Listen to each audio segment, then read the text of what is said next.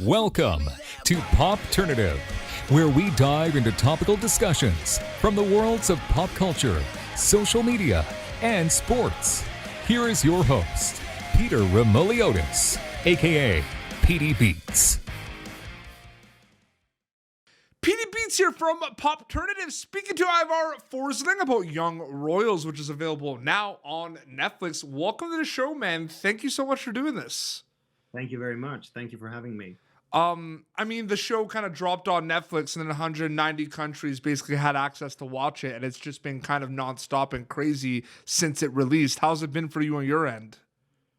It's been surreal in one end, and on the other end, it's been completely euphoric.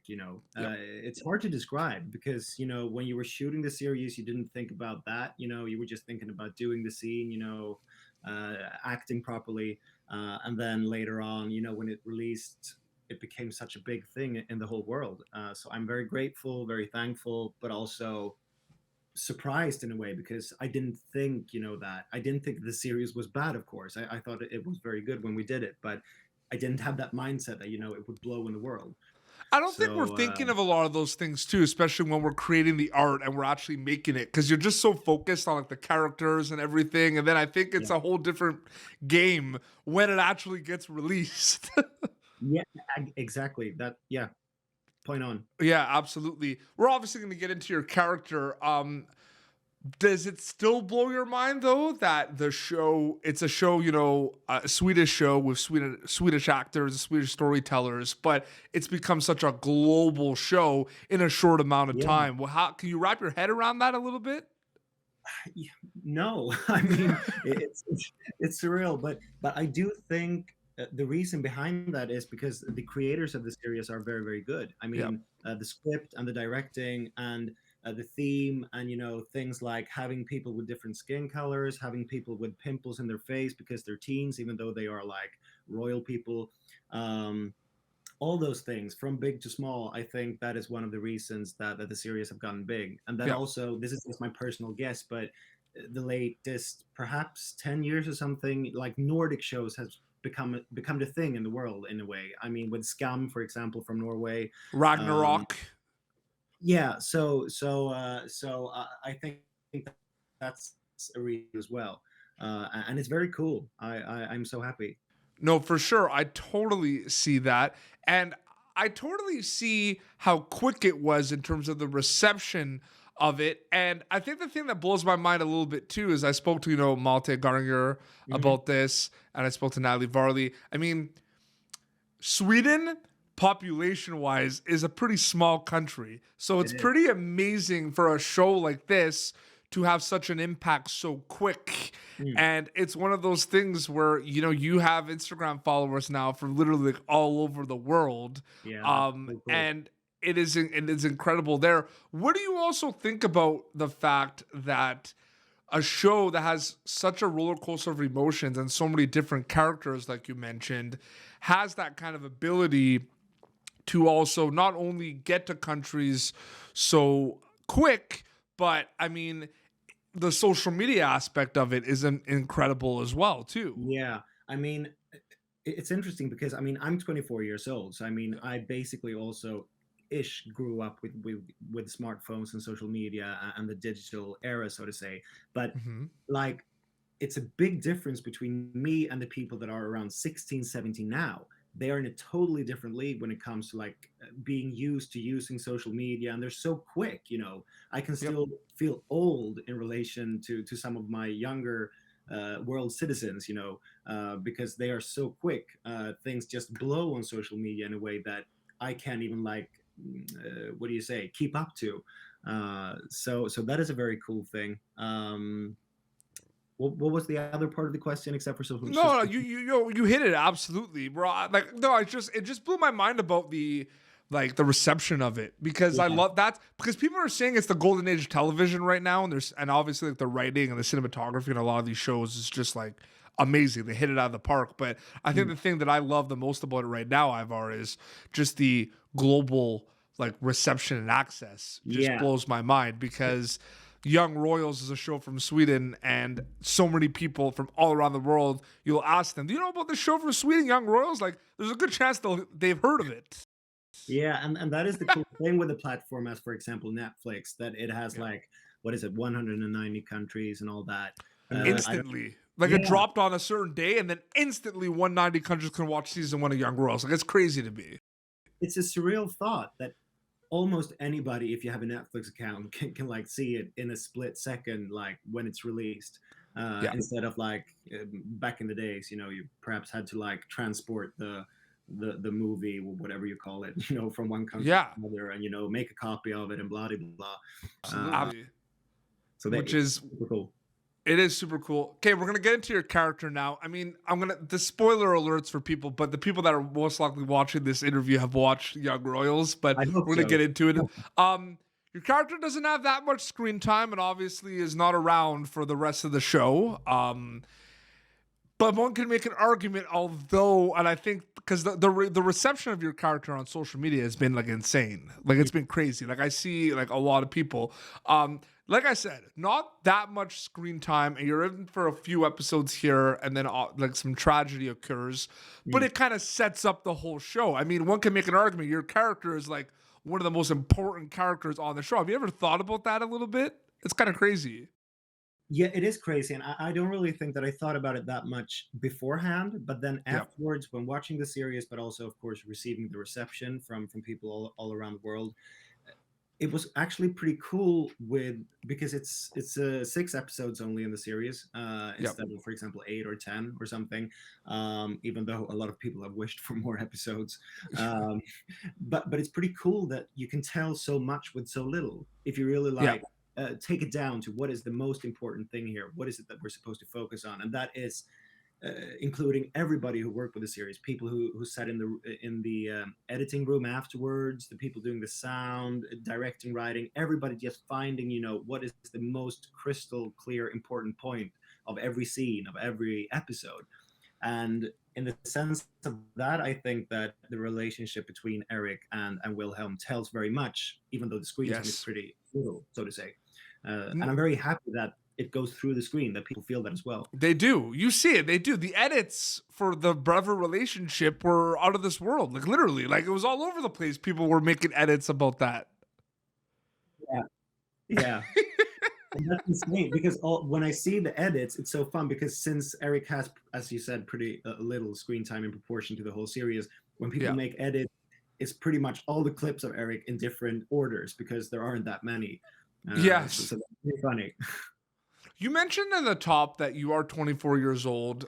You've been doing this for a good amount of time now, the acting and the storytelling. You're in kind of an interesting situation that I call kind of the middleman situation because, you know, people are going to see you as Eric on Young Royals and say, wow, like one day I want to be in Ivar Forsling shoes and I want to act and be in that position. Like it's a cool role. Like I want to do that. But at the same time, you're also learning and you're grinding in the industry and you also look up to people as well. So you're kind of like in the middle a little bit. Have you ever thought about that? It's an interesting situation. It is. Now, when you say it, I agree with you because, of course, I see myself as a very new actor and somebody who, I mean, I just finished my education this spring. So that was very, very recently. So I have a lot of people that I look up to, old actors as well as young. But then it's interesting to see because I've received some messages on Instagram from people who are younger than me who wants to become actors and asking for advice, you know, and it's just wonderful that people see you as a person that they can ask for advice for, or that they like look up to in acting wise, you know. So yeah, middleman, good expression. What takeaway wise when they get to watch Young Royals? I mean, the story is so layered, and I feel like a lot of the characters are so complex, like way more complex than you think. Like I think, you know, Malte just does such an unbelievable job with his character of August because like that it blows my mind how like crazy that character is if you think about it because he is like the bad guy, the antagonist, but in some regards like so misunderstood, and I just love that back and forth. What do you hope they get out of it, takeaway wise, when they watch the show and they get to see all these complex characters? Because there's a lot to take in. Yeah, well, I think that you're on something very an interesting trail, because what I think that what I would like people to take with them when they see the series, except for whatever they experience themselves, is just as you say. Maybe a person isn't always what you think a person is, Yes. because if you watch a series or a movie or read a book or whatever, at least I get very like connected to a movie or a series when the characters in one chapter you feel like I hate this person, in the next chapter Yep. you love that person, because that is how human beings are.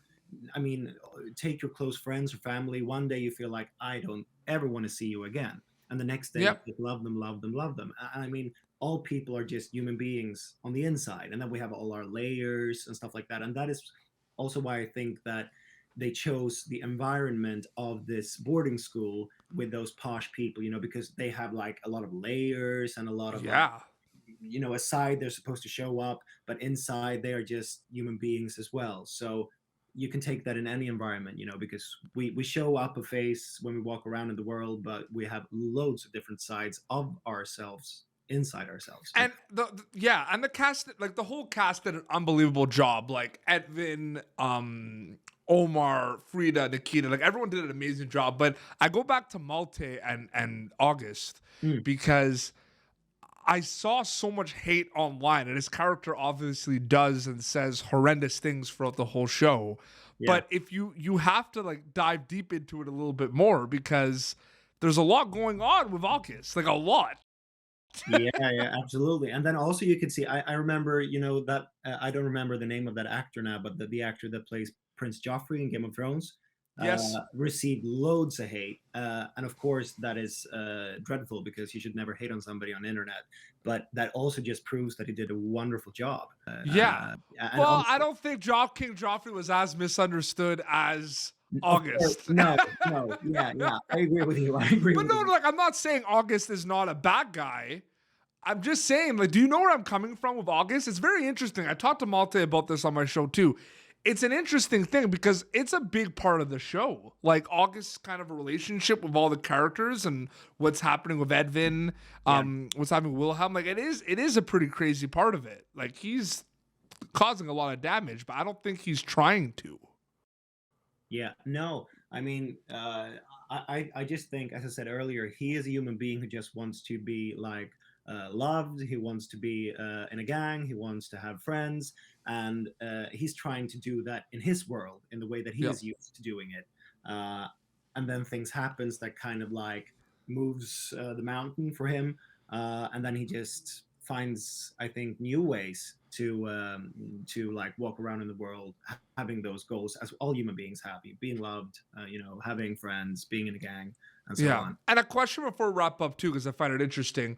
What do you think the takeaways were from, like, we're talking on screen now, like we're not talking like Ivar and Edvin, we're talking like Eric and Wilhelm, right? Like we're Yeah, talking about your characters. yeah. Like what were the big kind of takeaways and impact that you think Wilhelm is now taking now that his brother Eric has passed away? Like obviously like the whole like king and like the royalty aspect of it, but there is that kind of, there was that kind of guide and like guidance that Eric had over Wilhelm that's kind of gone. What do you think that kind of takeaway for Wilhelm's character will be kind of moving forward in the Oh, show, do you think? uh, could go in many different ways, of Yeah. course. But it's a good question, because, as you say, I think that Wilhelm, even though he has loads of things that impacts his life just because he is a royal person, but now when he becomes the heir of the throne, uh, he like moves up to the spot where Eric used to be. So, but I also think perhaps that, even though I think they had a very good like brother relationship before, I think that Wilhelm perhaps also after Eric passes away, um, gets new perspectives on who Eric was as a person, except for his role. not only like the big brother and Yeah. the prince, but also like, oh wait, he also thought about all those things that I think about. I think that he gets more relatable picture of Eric when he passes away, which is sad and tragic, of course. Yeah. So I think it makes him very like sad and confused, but also gives him strength. And I think that's common. For example, like Mufasa and Simba, they are of course Yeah. father and son, but it's the same. Simba gets confused, but also can see things pretty clearly and see who was Mufasa really in his heart. And I also think that Wilhelm can see who was Eric really on the inside after his death, and not only like the person Absolutely. he was. Do you understand what I Oh, mean? 100%. No, absolutely. But you understand where I'm coming from with the question too, right? Where Yeah, there's a lot to like take in with that whole relationship, and that's obviously a big thing like so many things have impact Wilhelm when Eric passes away, right? There's so much kind of things, and I just wanted to know about like that relationship, because that brother relationship is gone. So I was just curious about that aspect of it. I've seen you done other interviews. You're doing this interview. You're speaking English in this interview. You don't speak English on the show. The show is Swedish, right? Yeah. Have you had a lot of people like freaking out that because maybe they're not used to like, because I had the same thing happen with Ragnarok. Like they're speaking Norwegian, and then they do interviews and they're speaking English. Have you had fans be like, "Oh wow, like I didn't realize you spoke English"? Has that happened yet?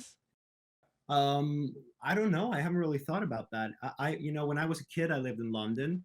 So Yeah. when I grew up, I had a British accent. But then for different reasons, and then moving back to Sweden, my English became more Swedish again. Yeah, no, because I've seen that on like I saw like interviews that like Omar did, and people were like, "Oh my god, like I didn't think about him speaking English." Like because Of course, for most people in the world, they have only seen me as Eric and speaking Swedish, and that is yes, so much. that's what I meant with my question. Yeah. Yeah. I understand you now. Yeah, I understand you now. Yeah, well, that's interesting because, of course, I think something happens with the voice, because even though most Swedes are pretty good at speaking English in general, still it's not my mother tongue. So, of course, it takes me a split second longer to think, because I have to like translate in my head from Swedish to English. I wanted to thank you so much for coming on Popternative. I really enjoyed this conversation, Ivar. Thank you very much. Thank you very much, Peter. It was wonderful talking to you. Young Royals streaming now on Netflix. 190 countries have access to it. So if they haven't seen season 1, 6 episodes, they should do it right now. Or chances are they've watched it. They can like just rewatch it, right? Because why not? Exactly. You can always rewatch Absolutely. And where can people follow you on social media to keep up to date with everything? I have an Instagram account, and that is just Ivar Forsling in one word. And then also on some fans' request, I also have a Twitter account now with the same name. So yeah, you can follow me there. Amazing. Well, this has been Popternative, youtube.com/Popternative for previous episodes. Until next time, this is Ivar Forsling from Young Royals on Netflix, and Peter Beats signing off. Thank you for tuning in to Popternative. Make sure to check out our past episodes of Popternative on YouTube. Be sure to like Popternative on Facebook and follow us on Twitter. This has been an Autograph Communications production.